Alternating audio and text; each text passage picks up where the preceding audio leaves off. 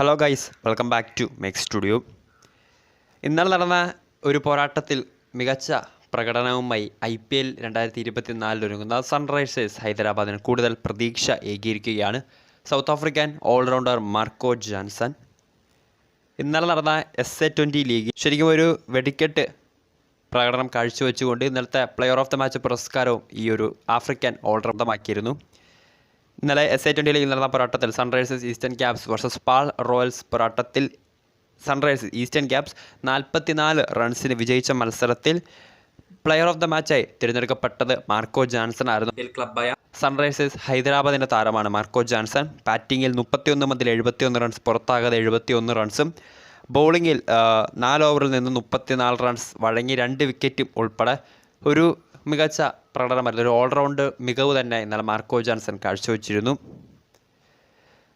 31 മുതൽ 71 റൺസ് എടുത്ത മാർക്കോ ജോൺസൻ്റെയും 25 മുതൽ 46 എടുത്ത ടോം ആബലിൻ്റെയും അതോടൊപ്പം 37 മുതൽ 36 എടുത്ത ജോർഡൻ ഹെർമാൻ്റെയും ഒക്കെ ബാറ്റിംഗ് വെടിക്കെട്ടിൽ 20 ഓവറിൽ 4 വിക്കറ്റ് നഷ്ടത്തിൽ 208 റൺസ് എന്നുള്ള Sunrisers Eastern caps first batting ചെയ്ത ഈസ്റ്റേൺ ക്യാപ്സ് എടുത്തിരുന്നു. എന്നാൽ മറുപടി ബാറ്റിംഗിന് ഇറങ്ങിയ പാൾ റോയൽസിന് 20 ഓവറിൽ 7 വിക്കറ്റ് നഷ്ടത്തിൽ 164 റൺസ് മാത്രമേ എടുക്കാൻ സാധിച്ചുള്ളൂ. അതോടൊപ്പം തന്നെ സൺറൈസേഴ്സ് ഹൈദരാബാദിന് പുറമെ രാജസ്ഥാൻ റോയൽസിന് പ്രകടനമായിരുന്നു ജോസ് ബട്ട്ലർ കാഴ്ചവെച്ചത്. പാൾ റോയൽസിന് വേണ്ടി പാൾ റോയൽസ് പരാജയപ്പെട്ടെങ്കിൽ ബാറ്റിങ്ങിൽ 45 പന്തിൽ 64 റൺസ് എടുത്ത ഇംഗ്ലീഷ് താരം ഇംഗ്ലണ്ട് നായകൻ കൂടുതൽ മികച്ച പ്രകടനമാണ് നിലവിൽ SA-20 ലീഗിൽ കാഴ്ചവെച്ചുകൊണ്ടിരിക്കുന്നത്.